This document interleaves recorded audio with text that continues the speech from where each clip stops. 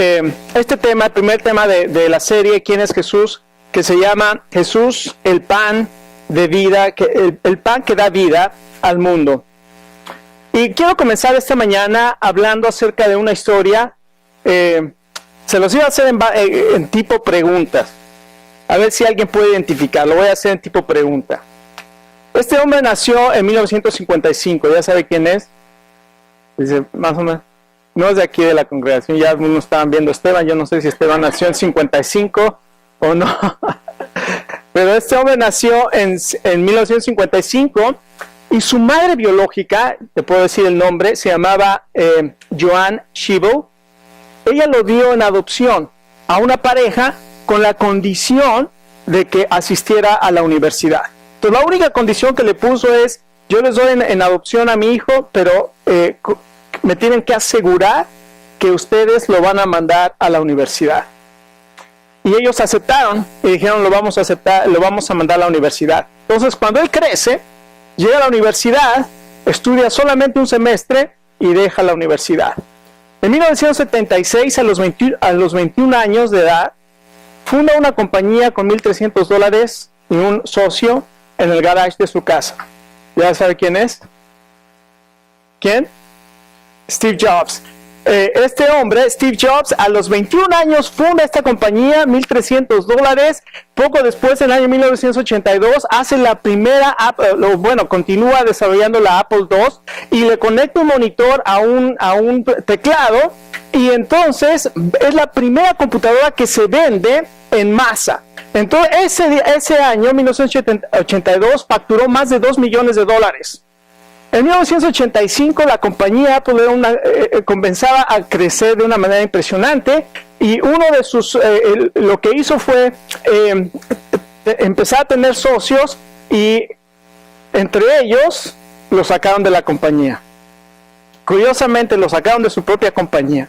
Hasta que regresa en 1993, durante ese tiempo fundó otras compañías como Next, que era una compañía de computadoras. Eso le ayudó muchísimo el haber salido para fundar Next, y otra compañía que se llama Pixar, que es la compañía de Disney que hace todas las películas animadas. Él también la fundó. Y después, cuando regresa en 1993, comienza a trabajar con el sistema operativo que había desarrollado para Next, comienza a aplicarlo a la Mac, y ahora lo conocemos como el iOS, o el sistema operativo de la Mac, y comienza a hacer, en 1998, saca al mercado la primera iMac, y después de ahí, en 2001, saca el iPod, y después, en 2007, saca el iPhone, y después, en 2010, saca el iPad. Y en 2011, 5 de abril de 2011, murió Steve Jobs a los 56 años de edad, 55 años de edad, o 56 años de edad. Ahora, hay un periódico que se llama La Razón, en España, sacó un desplegado grandísimo donde decía, Steve Jobs, el hombre que cambió el mundo. Ahora, usted puede estar de acuerdo con ese encabezado, el hombre que cambió el mundo, porque desde entonces ¿cuántos tienen iPhone? ¿Cuántos tienen iPad? ¿Cuántos usan iPod? ¿Cuántos han bajado información o música a través del iTunes? Todo esto es una revolución impresionante, que fue una idea que surgió en la mente de Steve Jobs y que la llevó a cabo, y eso hizo una revolución social y tecnológica, y es algo tremendo. Ahora déjeme decirle, él murió en 1956, y todo esto en tan pocos años, vamos a poner en 1993, que empezó con el nuevo sistema operativo de la iMac, en 1900 hasta 2010, que salió su último juguetito, que fue el iPad. En ese pequeño tiempo, toda la revolución que causó. ¿Se imagina de aquí a 2000 años cómo va a ser el mundo por la influencia de Steve Jobs? Y ya como que todo el mundo dijo, de aquí a 2000 años a lo mejor ni existe Mac, ¿verdad? ¿Cuántos creen que de aquí a 2000 años va a existir la compañía Apple? Digo, yo no sé si va a existir o no, pero déjenme decirles lo que sí sé. Lo que sí sé es que después de la muerte de Steve Jobs, un año después de su muerte, la compañía Apple, el stock de la compañía Apple había bajado ya el 25% de su valor después de la muerte de Steve Jobs. Déjeme decirle, hace 2000 años el Señor Jesucristo nació en Belén, murió en Jerusalén, fue sepultado en una cruz, pero su influencia permanece y el poder de su influencia se multiplicó después de su resurrección, después de su muerte y después de su resurrección. Su mensaje es un mensaje de esperanza, su mensaje es un mensaje de perdón, su mensaje es un mensaje que ha transformado las millares de personas y que ha transformado el mundo. Dice un historiador que se llama Jaroslav Pelikan, y dice esto desde la Universidad de Yale, dice lo siguiente: no importando lo que alguno personalmente piense o crea de él, Jesucristo de Nazaret ha sido la figura más dominante en la historia de la cultura occidental por casi 20 siglos. ¿Por qué la influencia tan grande del Señor Jesucristo después de muerto? La respuesta es por su resurrección.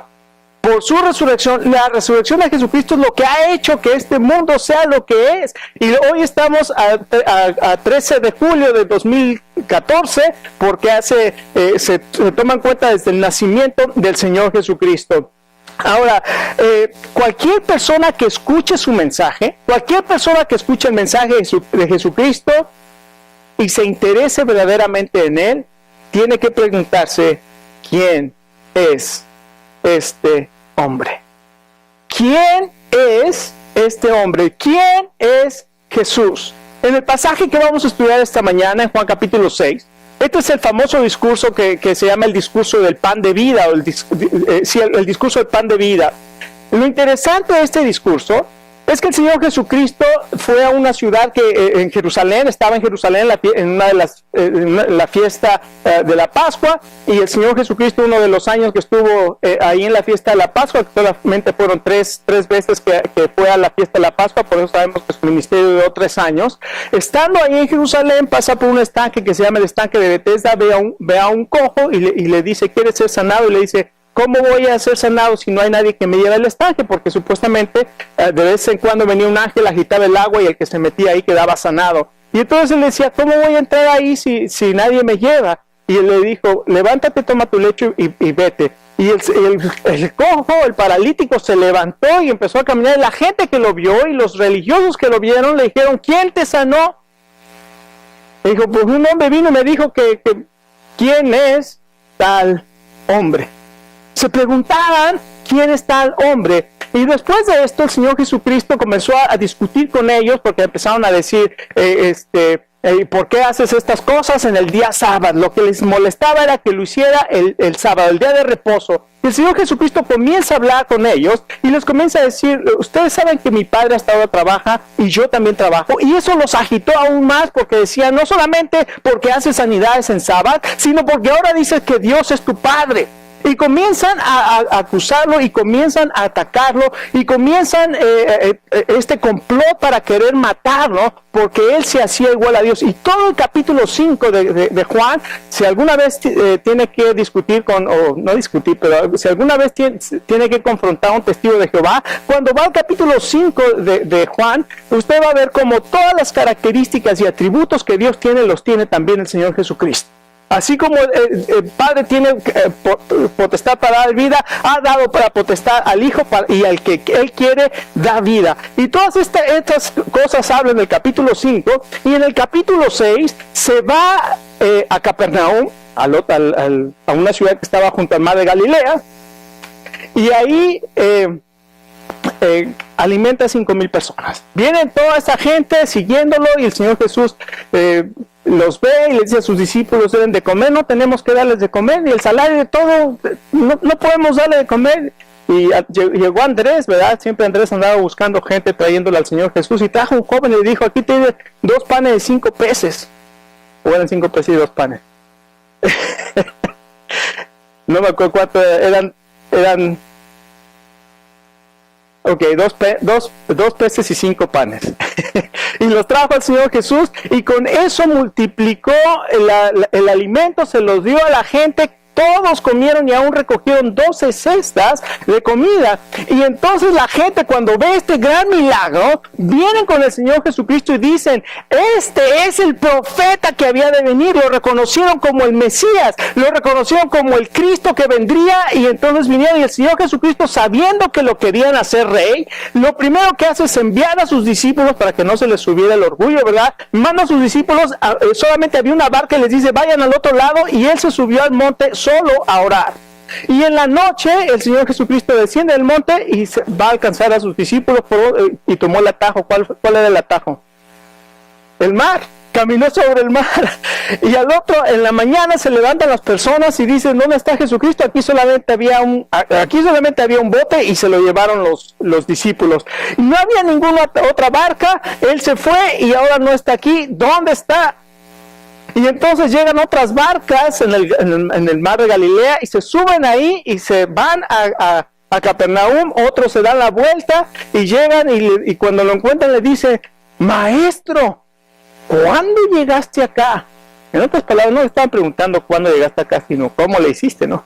¿Cómo le hiciste? Solamente había una barca. Entonces, ahí, bajo ese contexto, el Señor Jesucristo voltea y les dice: ¿saben una cosa? Ustedes me están buscando porque les di de comer y se saciaron. Y les dice: trabajen no por la comida que perece, sino por la comida que a vida eterna permanece. Y le dijeron: Señor, Moisés nos dio el pan de vida. ¿Tú qué señal haces? Y vamos a leer a partir de ese verso 35. Fíjese lo que dice la palabra de Dios en el verso 35 del capítulo 6. Dice lo siguiente. Dice la palabra de Dios así: yo soy el pan de vida, declaró Jesús. El que a mí viene nunca pasará hambre, y el que en mí cree nunca más volverá a tener sed. Pero como ya les dije, a pesar de que ustedes me han visto, no creen. Todo lo que el Padre me da, vendrán a mí, y al que a mí viene, yo no lo rechazo, porque he bajado del cielo, no para hacer mi voluntad, sino para hacer la voluntad del que me envió. Y esta es la voluntad del que me envió, que yo no pierda nada de lo que Él me ha dado, sino que lo resucite en el día final, porque la voluntad de mi Padre es que todo el que reconozca al Hijo y crea en Él, tenga vida eterna, y yo lo resucite en el día final. En primer lugar, lo que nosotros vemos en este pasaje, el Señor claramente se identifica como el Hijo de Dios. Todo este pasaje es una declaración tremenda. 4 veces repite en este pasaje: yo soy el pan de vida. 4 veces les dice que quién es Él. Y Él utiliza un nombre, esa expresión yo soy, anótelo, esa expresión yo soy. En griego es la palabra ego eimi. Ego eimi. Y curioso es yo soy. Porque ego quiere decir yo soy, y eimi quiere decir yo soy. Entonces es una doble repetición de yo soy. Ego eimi, yo soy. Pero curiosamente, esta palabra, cuando Dios llama a Moisés para que libere al pueblo de Egipto, Moisés le pregunta a Dios: ¿cómo me van a creer? ¿Quién les digo que me manda? Y Dios le dice a Moisés: yo soy, te ha enviado. Yo soy el que soy. Yo soy, te ha enviado. Ahora usted dice, y como yo dije muchas veces, ¿cómo es posible? O sea, aquí yo no encuentro la relación, aunque utiliza la misma palabra yo soy, pero Él la dijo en hebreo, y el nombre de Dios en hebreo es que Yahweh, el verbo hayá en hebreo. Entonces cuando Él le dijo a Moisés, se lo dijo en hebreo y le dijo Yahweh, yo soy. Es el nombre de Dios, Yahweh, yo soy. Pero fíjese lo que son las cosas.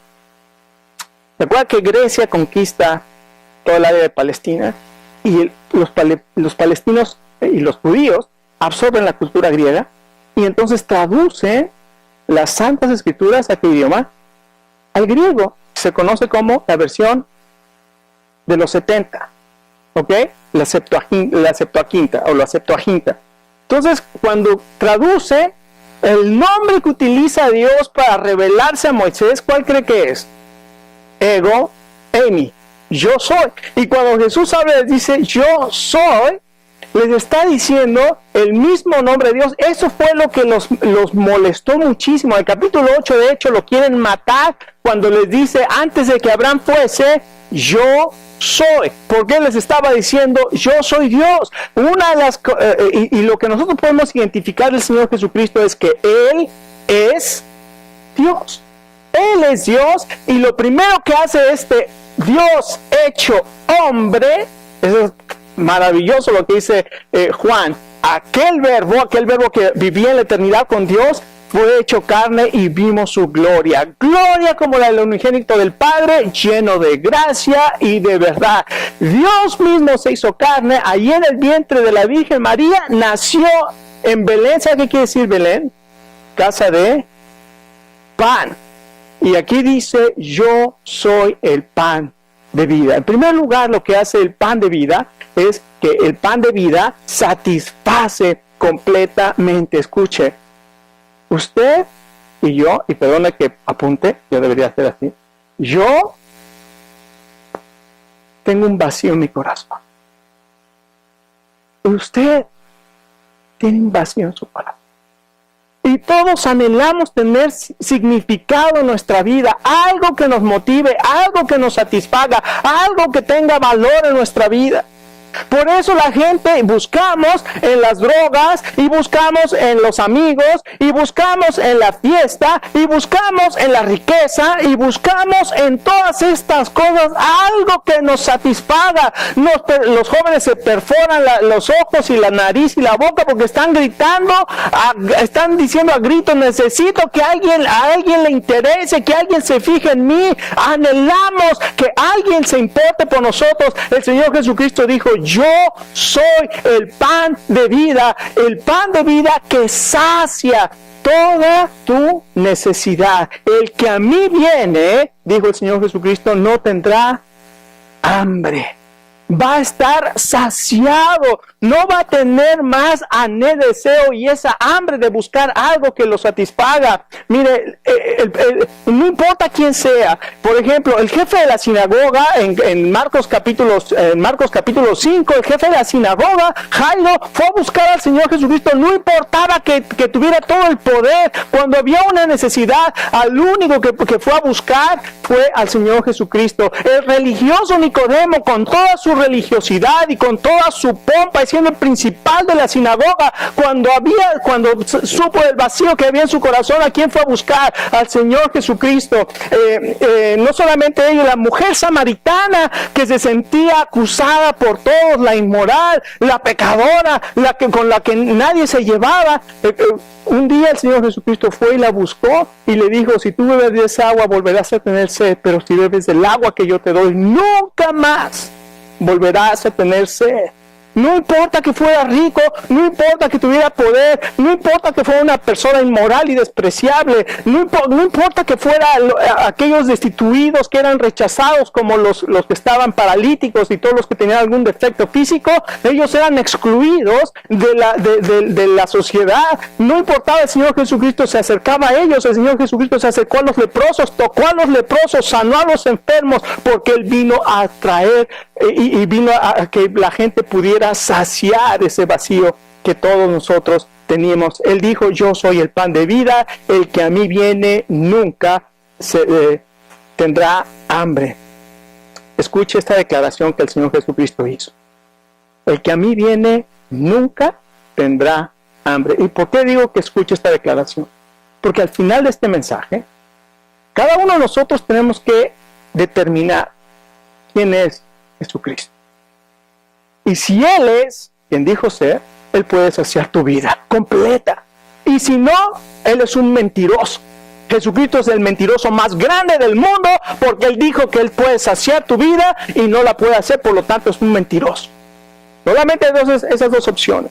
Tenemos que determinar quién es Jesucristo para nosotros. Ahora, ¿cómo puede saciar nuestra vida? Aquí dice, el que a mí viene. Lo que tiene que hacer cualquier persona que quiere que su vida sea saciada, tiene que en primer lugar venir a Él, acercarse a Él. Fíjense que todas estas personas que vinieron a Él y que le dijeron, danos de ese pan, estuvieron con Él cuando les dio a comer con 2 panes y 5 peces. Esas personas que le dijeron, dase, y estas personas que escucharon este discurso fueron los mismos que comieron y después de haber comido y se saciaron, fueron a buscarlo. Pero no solamente eso, no solamente vieron que el Señor con 2 panes y 5 peces les dio a comer a todos. También esa gente lo fue a buscar y lo primero que le preguntó fue, ¿cómo llegaste acá? ¿Por qué? Porque sabían que no había otra forma de llegar más que caminando por el mar. ¿Y cómo llegaste acá? ¿Y sabe qué es lo más curioso de estas personas? Si usted lee ese relato, esas personas le preguntan al Señor Jesucristo, ¿qué señal haces para que creamos en ti? O sea, ¿qué les pasa? Me acaban de decir, acaban de ser testigos de cómo comieron todos ellos con 2 panes y 5 peces. Se dieron cuenta de que no había otra forma de llegar al otro lado más que caminando por el mar. Y todavía preguntan, ¿qué señal haces para que creamos en ti, el Señor Jesucristo? Y le preguntan, Moisés hizo esta señal, mandó pan del cielo. ¿Tú qué señal haces? Y dijo, yo soy el verdadero pan del cielo. Yo soy el que puede saciar tu vida. No es tremendo lo que pasa en este pasaje, pero la gente que está ahí busca señales. Busca señales. Entonces, una de las cosas que hacen entonces es buscar esas señales. ¿Sabe qué clase de salvadores buscaba estas personas? Ojalá que nosotros no seamos de esas personas que buscan un salvador que haga lo siguiente. Ellos buscaban al genio de la lámpara maravillosa. Hazme señales. Hazme señales. Mire, voy a soplarle aquí a mi billetera. Y el Señor me va a prosperar. Voy a pedir con fervor, Señor, dame una casa de 4,000 pies cuadrados. Me buscan por las señales. ¿Por qué me están buscando? Y les dice, Señor, no me busquen por lo que les doy. Búsquenme por lo que soy. No busquen la comida que perece. Busquen la comida que a vida eterna permanece. ¿Cuál era el error? Entonces que buscaban al genio de la lámpara maravillosa, o buscaban también a un sirviente que los consintiera. Aquí lo llaman Señor, y ahora lo han encontrado. ¿Por qué? Y le dicen, Señor, ahora tú nos vas a dar todo lo que necesitamos. Tú, Señor, vas a hacer que yo me siente en este sofá reclinable, suba mis pies, me rasque la barriga, me tome mi Diet Coke fría, mientras tú haces todo por mí. Ellos estaban buscando a un genio de la lámpara maravillosa y a un sirviente que los consintiera y que los dejara cómodos, que ellos no tuvieran que hacer nada. Déjenme decirle, el Señor Jesucristo nos ha rescatado, nos ha salvado y nos ha saciado para que nosotros podamos servir y para que nosotros podamos dar. El Señor Jesucristo dijo, yo no he venido a que me sirvan, yo he venido a servir y a dar mi vida en rescate por muchos. Y ese es el anhelo y ese es el deseo. El apóstol Pedro dice que cada uno conforme al don que ha recibido, que ministre, lo sirva a los demás. Mis hermanos, estamos aquí para servir. Vamos a estar trabajando para que el Señor nos muestre dónde podemos servir, cómo podemos crecer, cómo podemos impactar nuestra comunidad con el mensaje del Evangelio. Ahora, no solamente es al acercarse a Él, sino también es al creer en Él. Creer quiere decir obedecer su palabra. Cuando una persona cree en Él, lo que quiere decir es que está obedeciendo su palabra. Cuando nosotros no solamente leemos la palabra de Dios, la palabra de Dios no nada más es para leerse. Gracias a Dios por los planes que tenemos de lectura para cada año y los recordatorios que tenemos del versículo del día y todo esto. Que gloria a Dios, qué bueno que tenemos todas esas aplicaciones ahora en nuestro teléfono. Pero lo más importante de la palabra de Dios no es lo que leo, sino lo que aplico de la palabra de Dios en mi vida, lo que obedezco de la palabra de Dios en mi vida. Y si estoy leyendo la palabra de Dios, pero no la estoy obedeciendo, realmente no estoy creyendo en Él. Dicen que allá a finales del siglo XIX, había uno de los grandes del circo, un trapecista, ¿cómo se llama? Puso una línea de un lado al otro de las cataratas de Niágara y dijo, voy a pasar en un triciclo, ¿cómo va a ser un triciclo? En un monociclo, ¿verdad? En un monociclo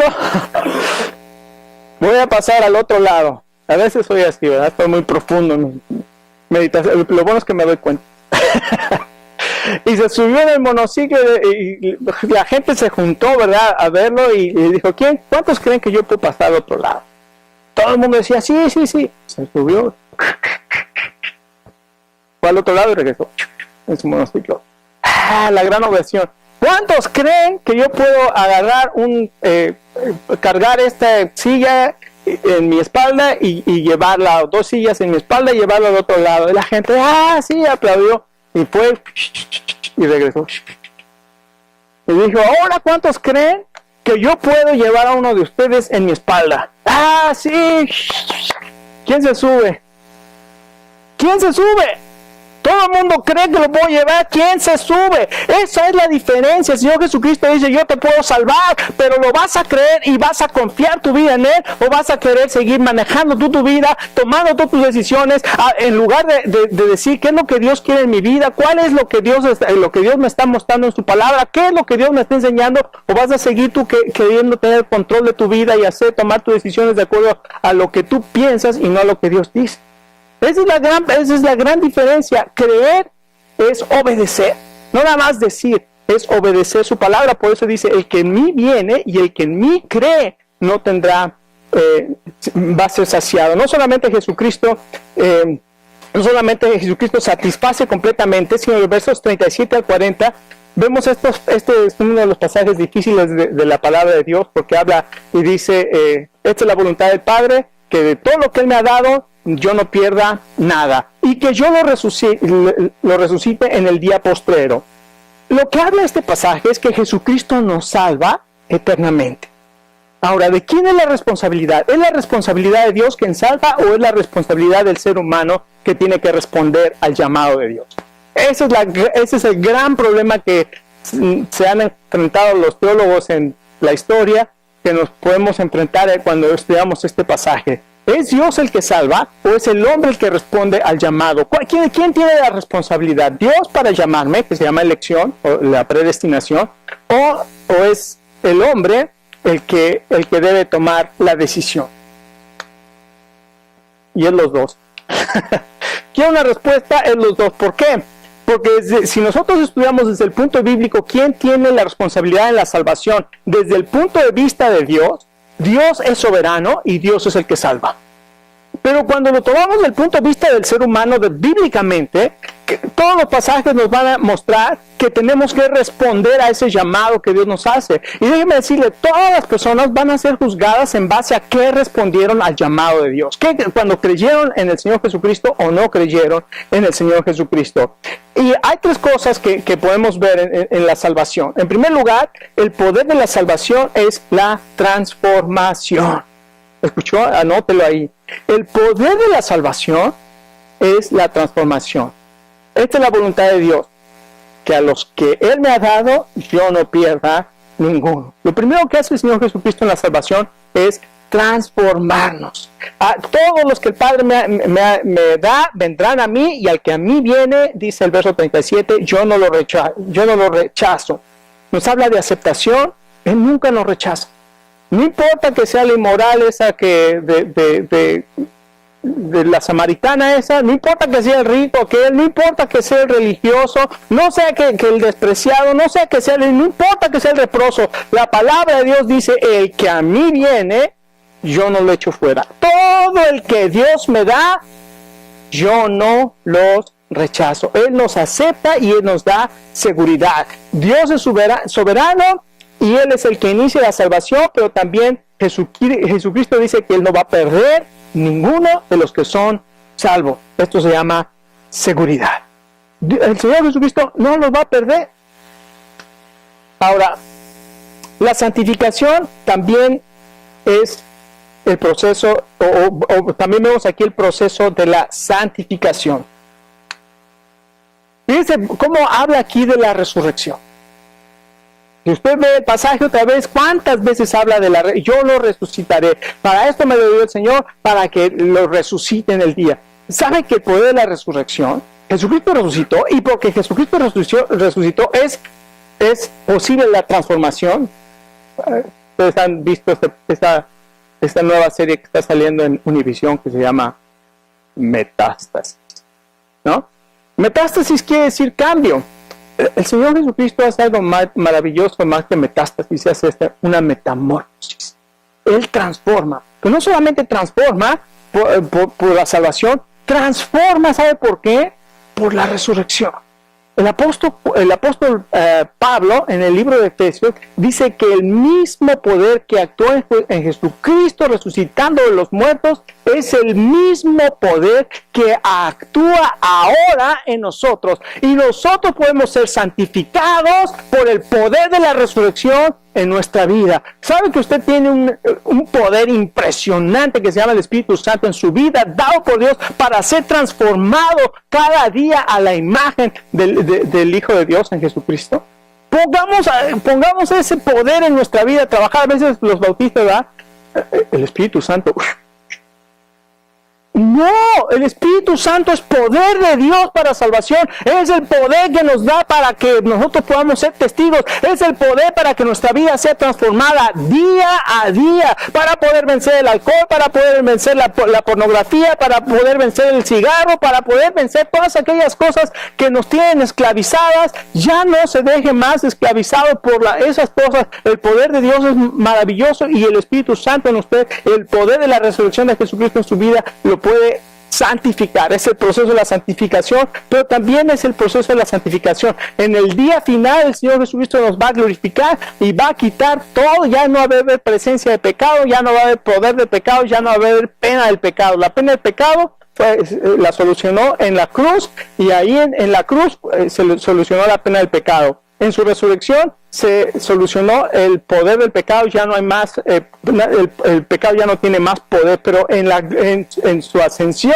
la glorificación, el pecado ya no va a tener más presencia en mi vida. El Señor Jesucristo ha hecho la salvación perfecta y completa, y por eso Él es el pan que descendió del cielo. Y finalmente Jesucristo santifica eficazmente por su sacrificio.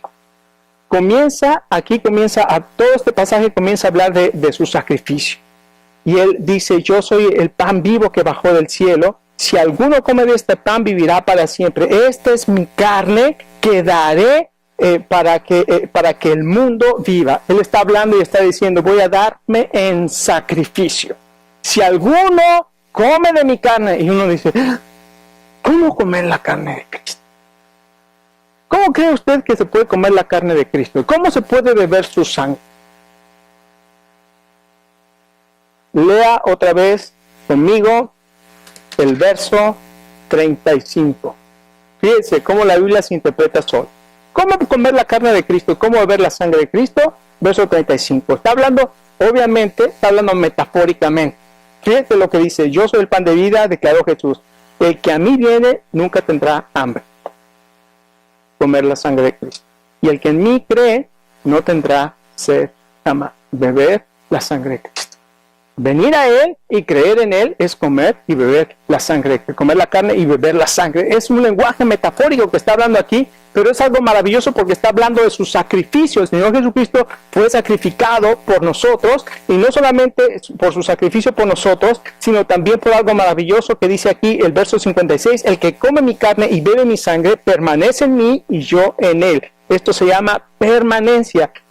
Por su permanencia en nosotros. Jesucristo nos santifica eficazmente porque Él se sacrificó por nosotros, y ahora Él ha hecho perfectos para siempre a todos los santificados, dice el libro de Hebreos. Y no solamente eso, Él ahora permanece en nosotros. El que come mi carne, es decir, el que cree en mí y el que viene a mí,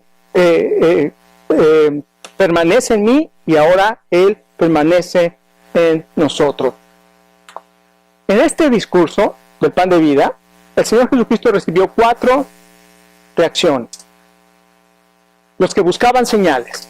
¿Usted se identifica con aquellos que buscan señales? Como los que vinieron a buscarse el Señor. Haznos otra señal, ya nos diste pan, ya cruzaste el mar. Haznos otra señal para que sigamos creyendo en ti. ¿Usted se identifica con esos que buscan señales? ¿O usted se identifica con los que murmuraban? Con el capítulo 41, algunos murmuraban diciendo todas estas cosas. ¿O usted se identifica con los que contendían con él, el verso 52 a 59? ¿O lo más tremendo, los que lo abandonaron? Después de los últimos versos de este capítulo, se acerca y unos dijeron, estas palabras son muy duras de escuchar. Y muchos le abandonaron. El Señor Jesús, al ver que todos esos se iban, volteó a sus discípulos y les dijo, ¿ustedes también se van? Son palabras duras, o sea, yo no los voy a venir aquí a satisfacer. Yo no los voy a venir aquí a dar lo que ustedes quieren, no los voy a poner en un sillón a que se sienten cómodos. Yo les vengo aquí para salvarlos y para capacitarlos para una obra impresionante. Los estoy llamando no para descansar, no para irse de crucero al Caribe, los estoy llamando a ser testigos y muchos de ustedes van a dar la vida, no van a tener sueldo, van a pasar hambre, van a pasar frío. ¿Quieres seguirme?